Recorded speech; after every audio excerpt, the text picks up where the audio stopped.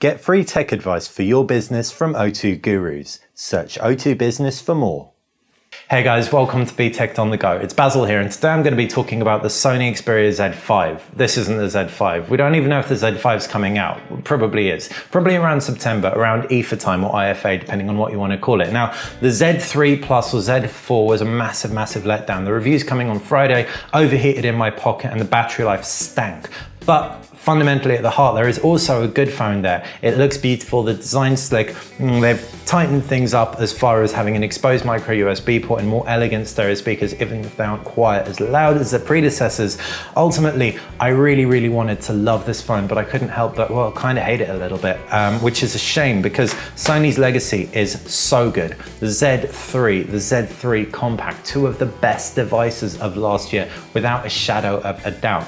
The Z3 really was just the ultimate tipping point for Sony for me. Still had great battery life, even if it was slightly smaller than its predecessor. Performance was great on it. The full HD screen at 5.2 inches was awesome. The stereo speakers stacked up against the best from HTC.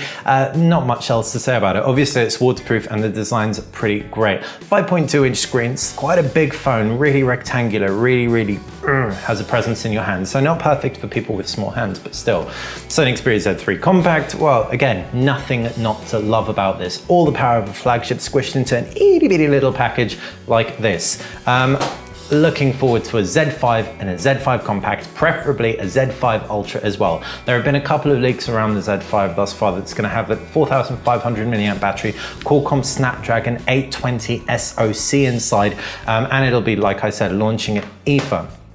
4,500 milliamps, find that quite hard to believe, especially on a flagship this size. So from the Z3 to the Z3 Plus, Sony has shaved a few millimeters off and shaved a few milliamps off. The new Z3 Plus has a smaller battery than its predecessor, which is a shame because, like I said, the battery kind of stinks a little bit.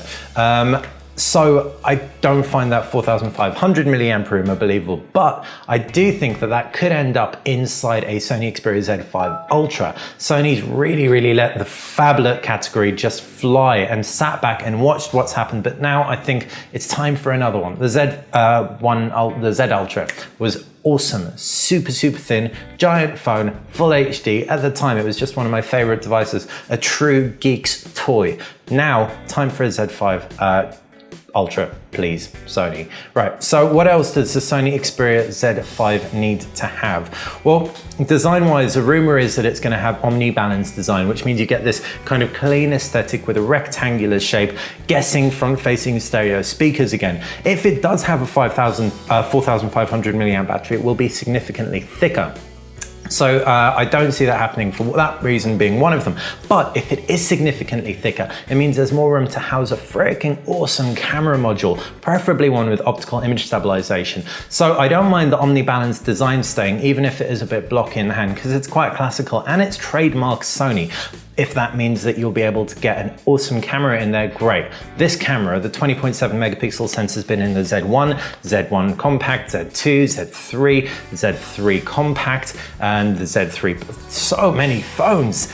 In that time, Samsung's gone and made one of the best cameras around. Apple's still really killing it with their only 8 megapixel sensor that still outperforms a lot of 20 plus megapixel sensors. So Sony needs to really bring their camera tech in on this thing. The Z5 needs to nail it. Battery needs to nail it. I'd be really happy with 3,200 milliamp battery, to be honest, personally, provided, and this is the next thing, the Qualcomm Snapdragon SoC is awesome, the 820 SoC. The 810 in the Xperia Z3 Plus in the HTC One M9 massively let everyone down just because battery just stank across all those devices. The LG G4 battery kind of stank as well. So yeah, all of those devices kind of let down by Qualcomm, and it's a real shame because Qualcomm's been the leader up until now. This kind of reminds us of the HTC Sensation time when Qualcomm and that chipset inside just fell behind the likes of Samsung. Anyway, back to the Z5.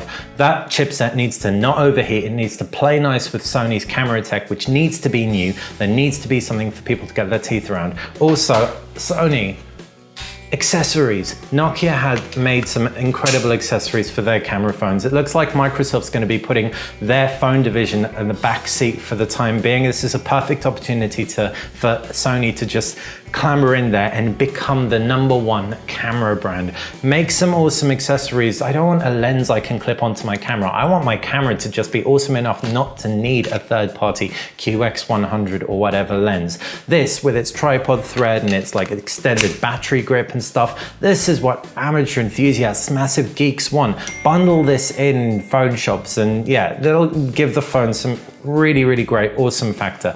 So a huge, beautiful, wonderful accessory range. Give me a Bluetooth keyboard, give me a load of other stuff like that.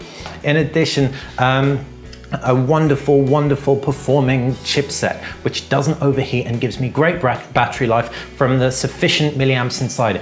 Don't make your battery life smaller, your battery capacity smaller, sorry, than in the Z3.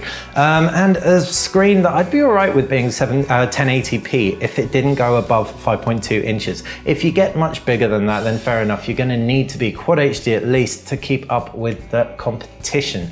Otherwise, so yeah, the Sony Xperia Z3 was lovely. The Z3 Plus, not so lovely. The Z5, really want it to just knock my socks off.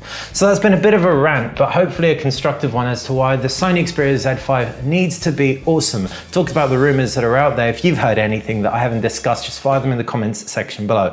If you like Btekt on the go, the conversational style, click that like button. And of course, if you want to see more of this and all our traditional content, our reviews, hands-ons, etc., then subscribe to the channel. That's how you're going to stay on top of everything that we do. Thanks for watching.